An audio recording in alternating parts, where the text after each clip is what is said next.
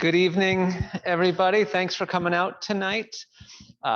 You'll see I have a microphone. It's actually for the people out in Zoom land rather than here in the auditorium. I'm Nick Fisichella. I'm President and CEO with Scoodic Institute at Acadia National Park. We're a nonprofit partner of the National Park Service and Center for Inspiring Science, Learning, and Community for a Changing World. Along with our National Park Service partners here at Acadia, we lead this Research Learning Center, and our focus is on understanding the consequences of environmental change and engaging people in the science and solutions. And so as a scientist, I typically look at things through a science lens, but there are many ways of knowing, many ways of understanding nature and our world. And so I'm really excited for tonight's topic and for tonight's speaker on really looking at the world and specifically the night sky through a different kind of a lens than perhaps I would use myself. And so excited about that. The night sky, something that we all have access to, or we most all have access to, and we get to work with schools certainly across the state of Maine and beyond as well in some urban areas such as Boston and New York City. And we get middle school students that come up and stay on our campus for several days, several nights. And some of these students have never seen a dark night sky before. Middle school students have never seen the Milky Way because they live in urban areas that have lots of light pollution. And it's easy for us sometimes to sort of take for granted the amazing night skies that we have here.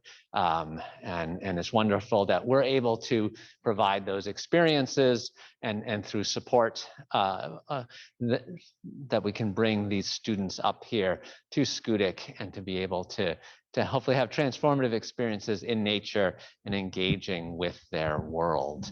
And tonight we'll be led by Lori in this adventure. And before I hand it over to Lori, just wanted to mention to check out our calendar page on our website at scoodicinstitute.org for additional upcoming events.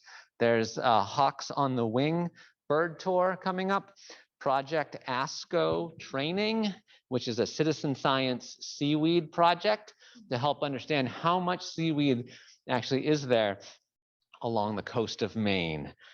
Then there's also some art workshops in our October evening lecture on landscaping for wildlife with Deborah Perkins.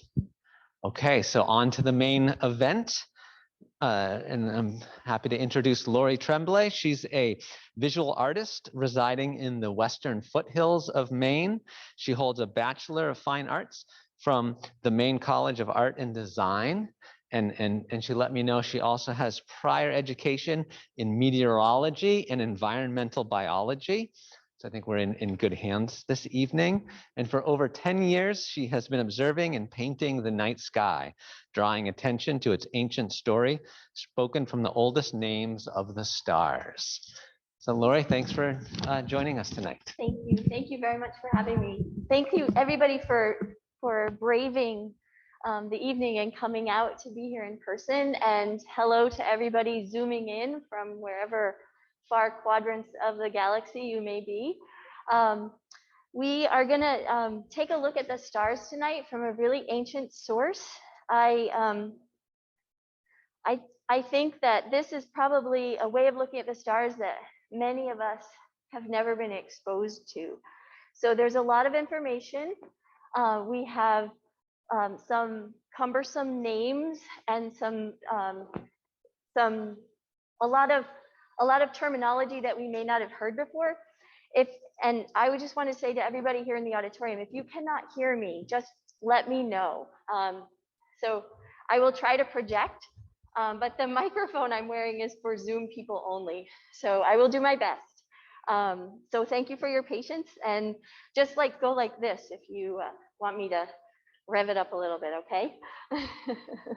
All right, so we're gonna get started. We're gonna take a run through the stars. I have to remember how to use this. So looking at the stars from the most ancient sources, It's called the primeval story in the stars, also known as the gospel in the stars. And the word gospel means good news. So this is actually dating back, we don't really know the dates, but it could be as old as 35 or 4,000 years ago. Some sources date it even older than that. So the original names of the stars reveal the meaning of the constellations that they embody. And over 100 of these oldest star names still exist with us today, which is pretty remarkable considering how we like to rename things, right? So it's a story, it's one message to all of humankind, no matter where you are on the planet. Like Nick was saying, the night sky is a resource for all of us. And this is the images I'll tell you in the slideshow. These are paintings that I did over the course of the last, these are probably in the last 7 or 8 years to present. So this is a depiction of the Earth in a cube in the northern celestial sphere and the southern celestial sphere. So it's identifying in the painting the 48 original constellations known as the primeval story in the stars. And these are all constellations that can be seen with the naked eye, so unaided by telescopes. So a few terms that we need to just all understand and be on the same page with before we go further. The term zodiac, most of us are familiar with the 12 signs of the zodiac. But just to be clear, it refers to those 12 steps that occur in the Earth's path as it makes its way around the sun. And the primitive root of the word zodiac is zoad, which means a walk or a way or a progressing by steps. So if you're familiar with the zodiac, there's roughly 30 degrees of space that we recognize as we see the constellations move across the sky. Signs is a term that's very significant in the primeval story. A sign is something that points you on a purposeful journey. It provides a direction, and it may not be a linear direction like north, south, east, west. It might be a direction in terms of a behavior or mode of being, a walk of life, so to speak. And the term cardinal, we're all pretty familiar with that term. This is referring to the major signs, the 12 signs that we're all very familiar with of the zodiac. They occur in the ecliptic, which is the path of the sun, and also the planets. We all see the planets as they intersect with the constellations. And decans is probably a term that you're not familiar with. This is a term that comes from the primeval story. It means, it comes from terms meaning like the deck of a ship. It's a part of something or a side piece of something.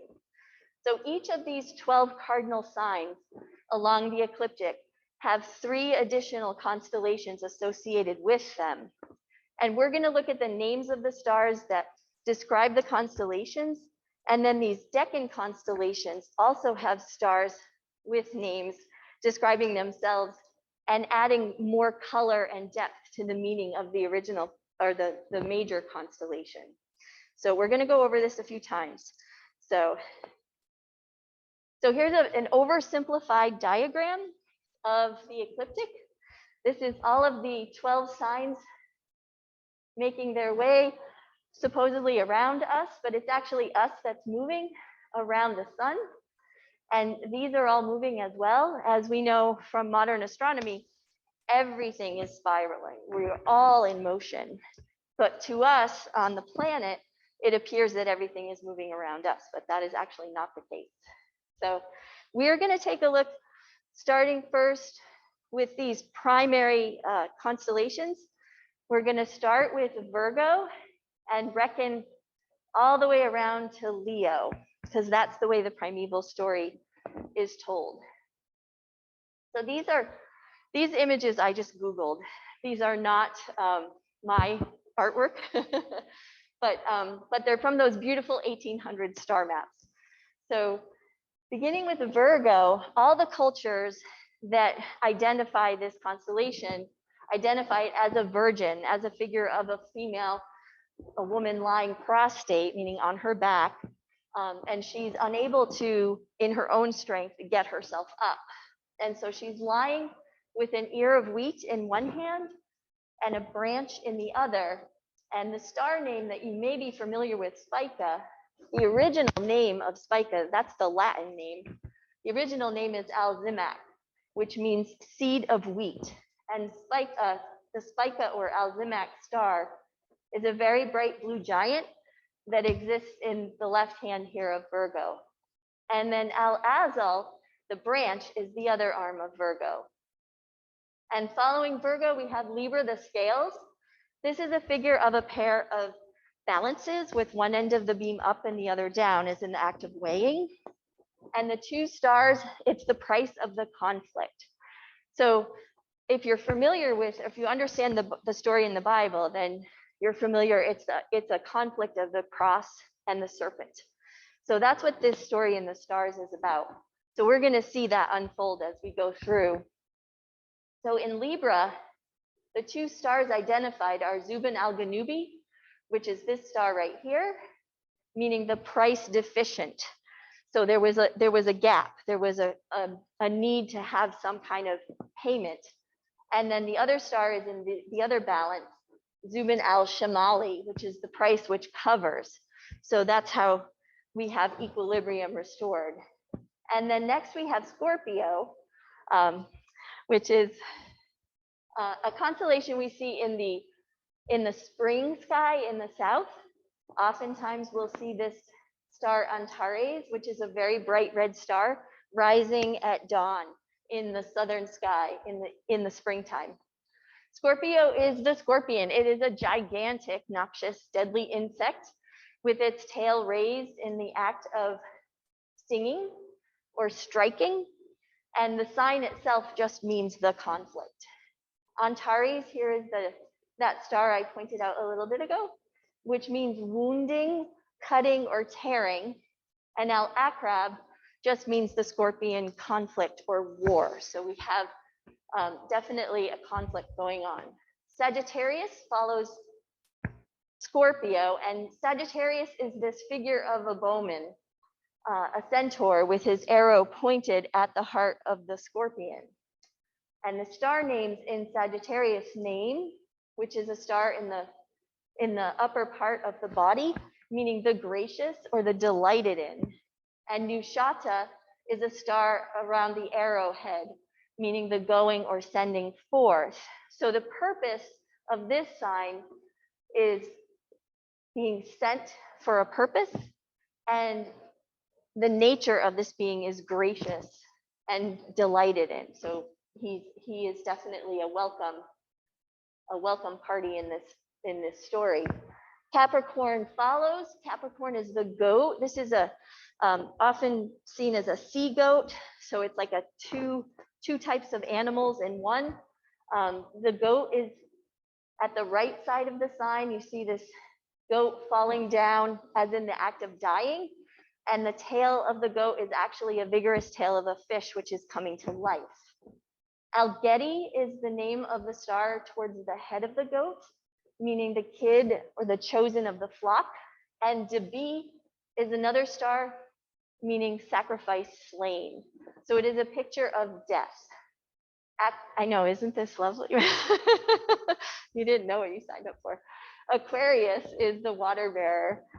This is a figure of a man with a large urn, as you see in this lovely depiction. The contents are being poured out in a great stream from the sky. Sad al-Milek, the first star towards the shoulder, is a record of pouring forth, and Enka, down towards the end of the vessel, is the vessel pouring out. Following Aquarius, we have Pisces, the fishes. These are two fishes in the act of swimming. One is swimming to the north, and the other swims along the line of the ecliptic. So Nuno is a star name in Pisces, meaning the fish with successive generations. Now think about fish. A fish is a creature that propagates prolifically. So when you think about successive generations, it's a symbol being used to identify large populaces of people. And Okta is a star within the bands that hold the two fish together, meaning the united. Following Pisces, we have Aries.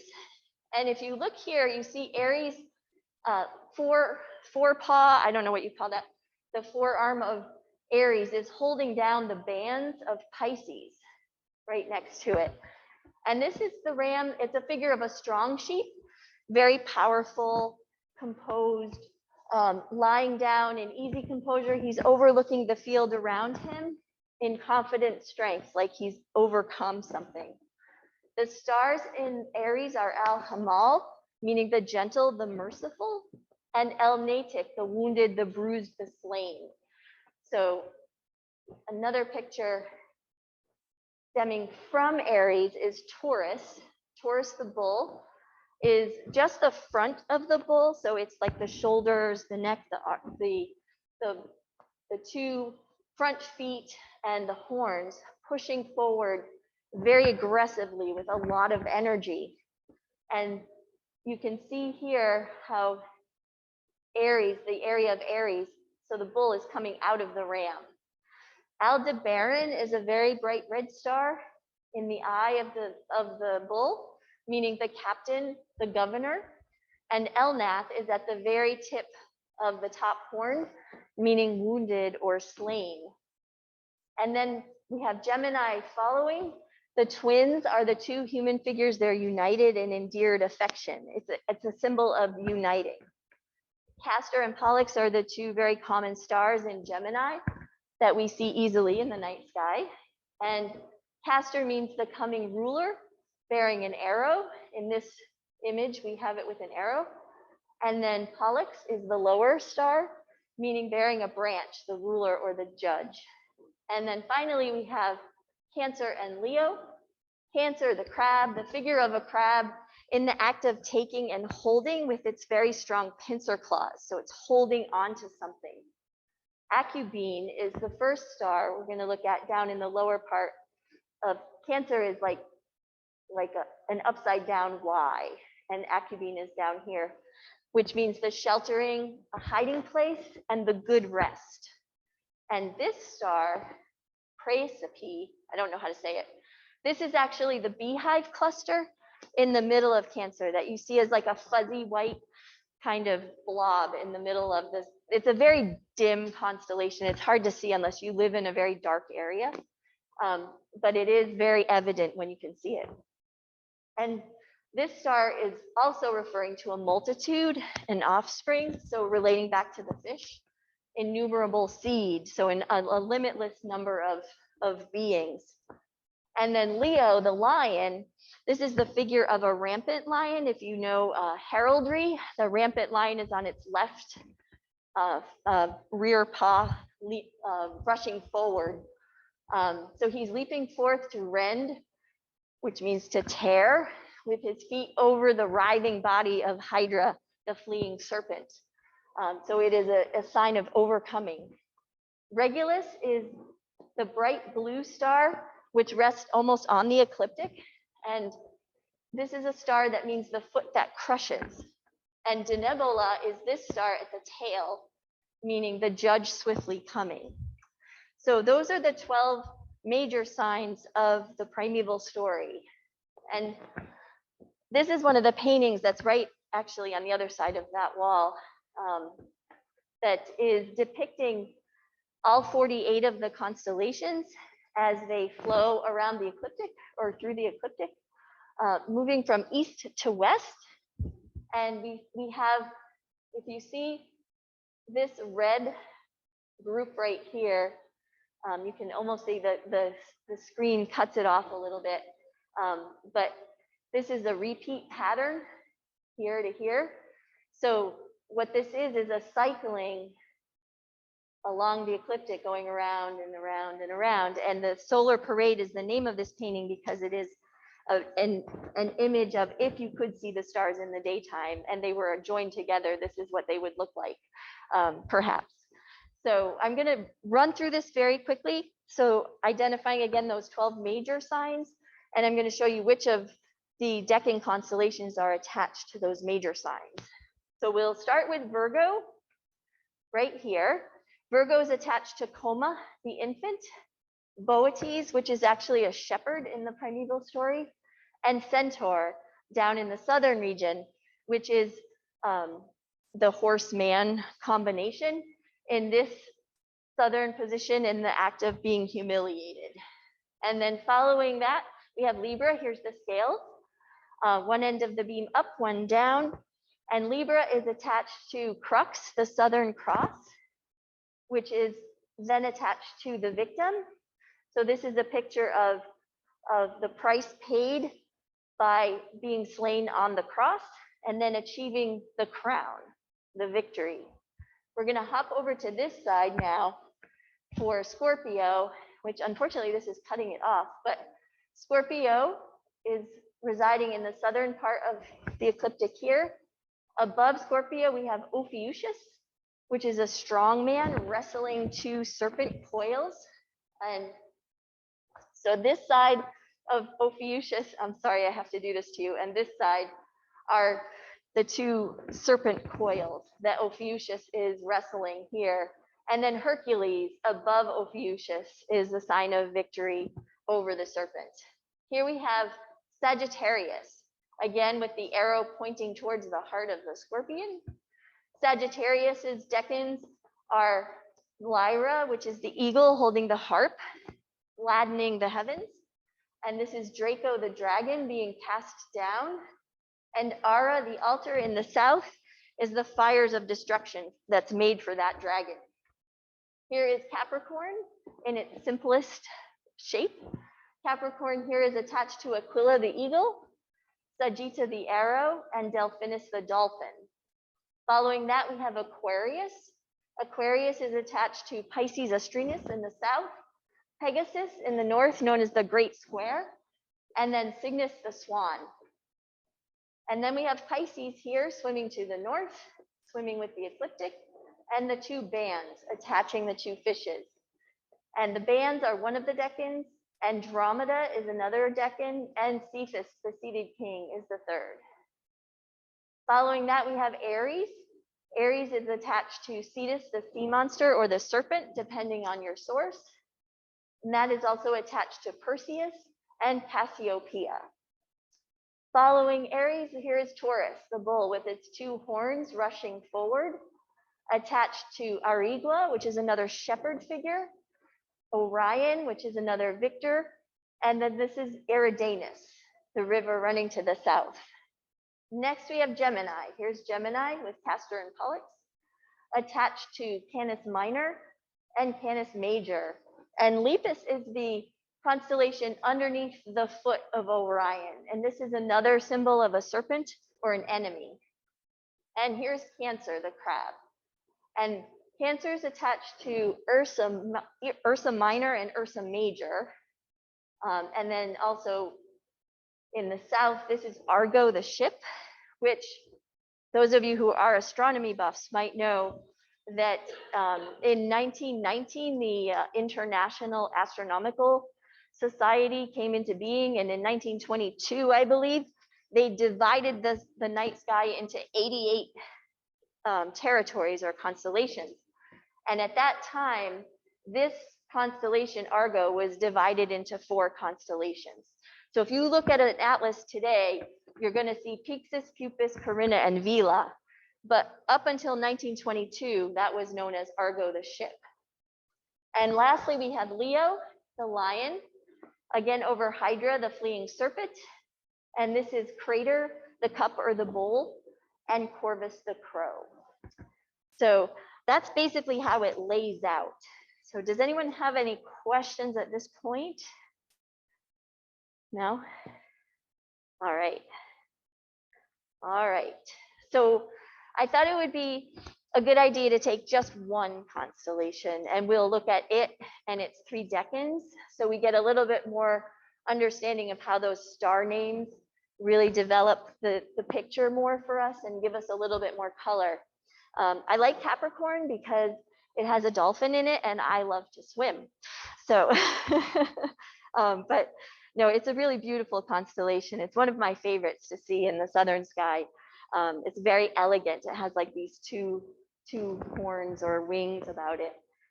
But Capricorn, again, is the goat, the hewn down or the atonement. And the star name Getty embodies all of that.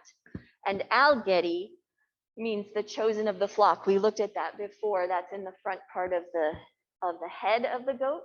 And Deneb El Getty is at the sort of towards the end, meaning the judge coming. Al Dabi again is in the beginning, and that is sacrifice slain. And Sayed Al Nashira is also towards the tail, the record of the cutting off. So this is an animal that's sacrificed, that's paying a price. And its Decan constellations are Aquila, the eagle. These are some of the star names in Aquila. One of the bright stars that we see easily is Altair, meaning the wounding. And you see we have piercing, bright, wounded in the heel, wounded and torn. These are all star names of Aquila. And the Sagitta, the arrow, Sagitta itself means the killing arrow of law and justice. And Sham is the name of another star, meaning destroying. And then we have the dolphin, Delphinus, which is located in this position relative to Capricorn. This is just a little diagram, so you can see the relationships of just the stars. Delphinus is the dolphin, which is a symbol of resurrection, life coming out of death.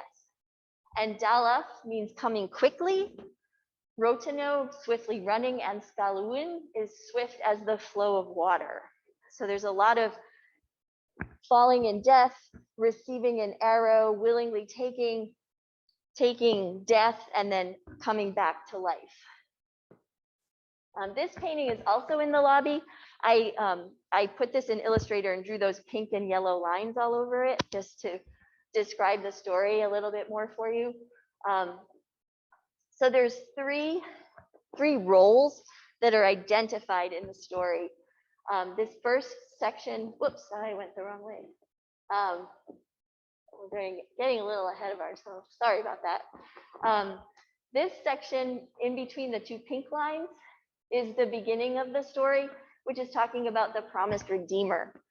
And again, I'll just run through it quickly. Virgo, Coma the infant, Boetes, and Centaur. We have Libra with achieving the crown from dying on the cross.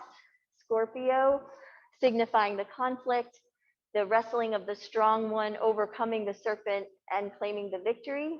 And Sagittarius, also the desired one, building the fires of destruction for the dragon falling. And Lyra, the eagle, is spreading, gladdening the heavens with the good news.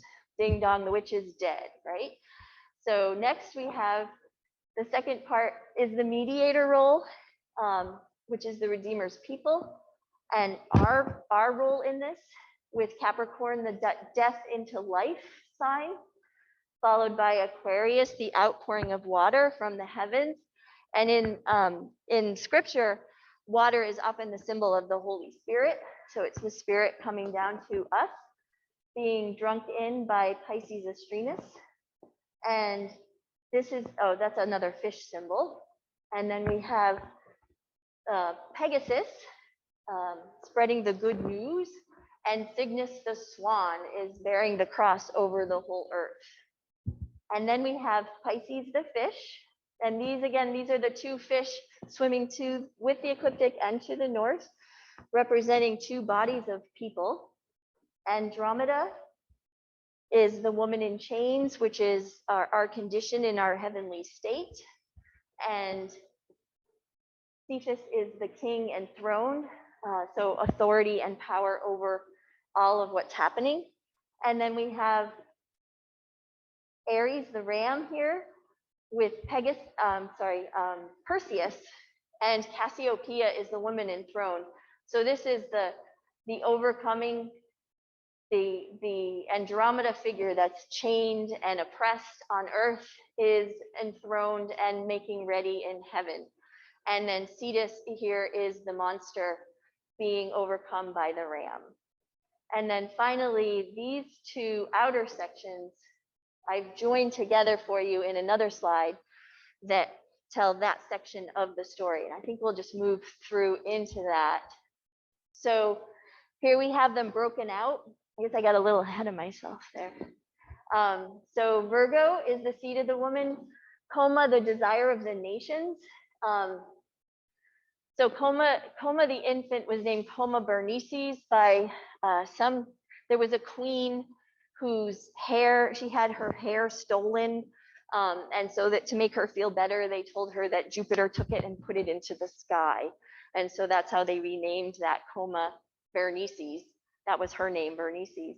And it really has nothing to do with the original story in the stars, but a lot of the myths adapted whatever was currently going on in their culture at the time. So, but Coma is the desire of nations. Centaurus is the man of double nature, down here in the southern part in humiliation, and Boetes, the exalted shepherd and harvester. And again, Libra, the price paid with crux, the cross, lupus, the victim, and the northern crown is the crown purchased by the sacrifice. Scorpio is the cleft, the conflict, serpents, the coils, with Ophiuchus, the strong man, struggling with the enemy, and Hercules again, the toiling vanquisher of evil. And then we have Sagittarius. Here's the bowman shooting at the heart of the scorpion, and Lyra gladdening the heavens, with Draco, the dragon, being cast down to the fires of punishment at Ara. The middle of the story here, Capricorn again, life out of death, whoops, and Aquila the eagle receiving the heavenly arrow, and Delphinus the dolphin further giving us information about the fishtail of the goat. And Aquarius, life waters being poured out from on high, and Pisces Astrenus, here we are drinking it in. Pegasus is up here. This is actually often a horse depicted in the imagery. And Cygnus, the swan, is the cross bearing aloft over the earth. Pisces, again, swimming north end with the ecliptic. And then Aries, the lamb, with Cetus underneath, being held down, Perseus, the overcomer, and Cassiopeia, the woman making ready. So redemption completed. This is the end of the story. And Taurus is the invincible ruler to come. Here is Taurus with its two horns pushing forward. Arigua is the all-ruling shepherd. Eridanus, this is the river of judgment or wrath, depending on your source. And Orion is the sublime vanquisher. And then next we have Gemini, right here. And Gemini's decans include Lepus, which is the enemy, trodden down, which is under the foot of Orion. Canis Major is the prince coming in glory. Canis Major is a sign where you see Sirius, that very bright star in the south. That is it is actually the closest star to our sun that we know of.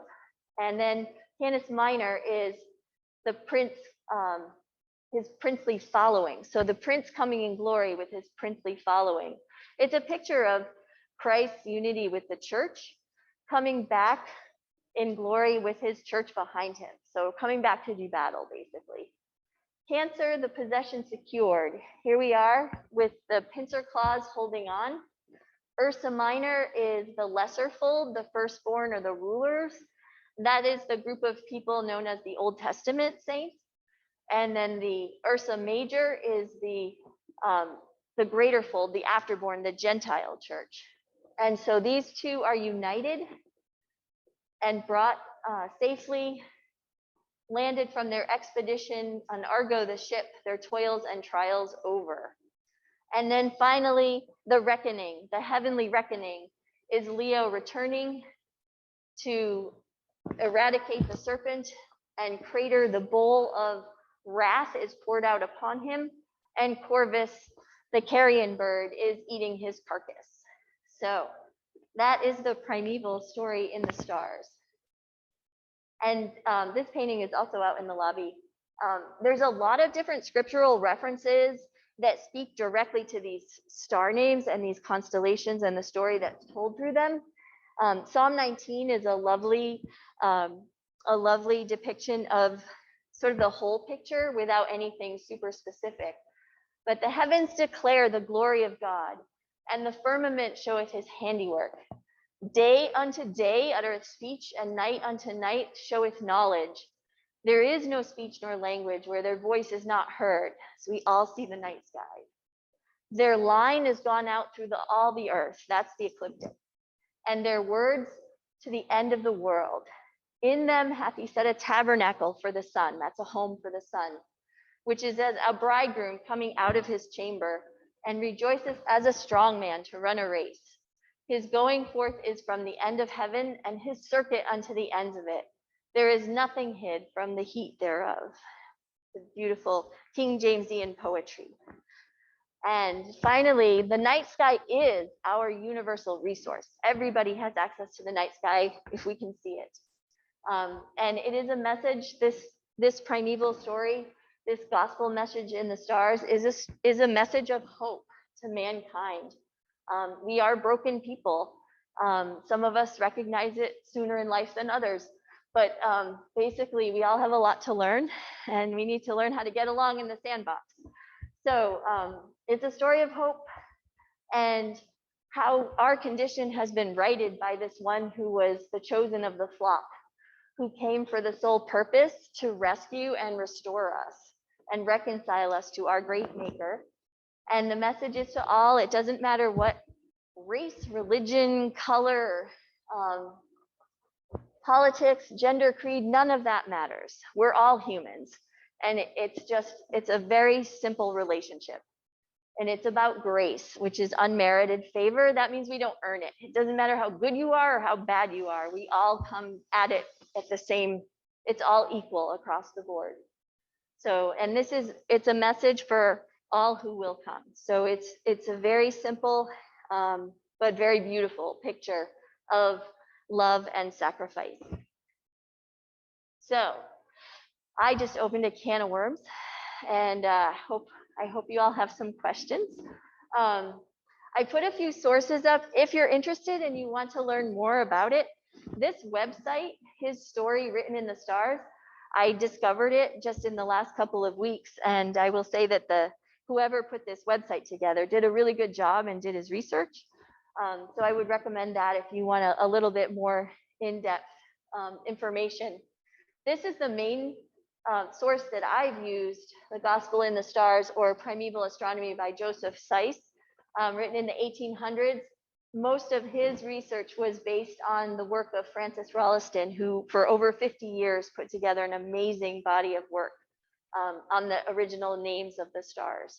So if anybody has questions, I'd be happy to do my best to answer. Yes. So when did they start naming the stars? I have to repeat so Zoom people can hear you. So when they started naming the stars, nobody knows exactly for sure, right? Because it was so long ago. The sources that I referenced all point to antediluvian, so before the flood, whenever that was. I just saw an interesting article the other day about the cave paintings at Lascaux, which are carbon dated to 17,000 years ago.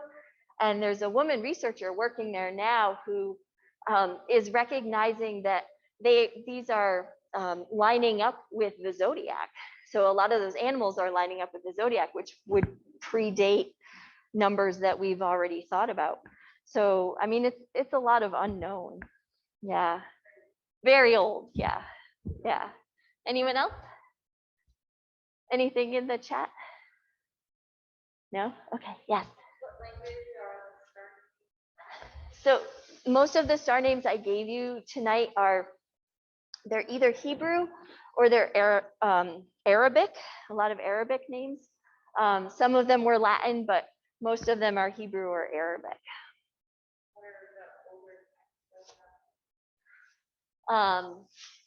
What are the older texts? that they're found in. So, well, a lot of it is in biblical scripture.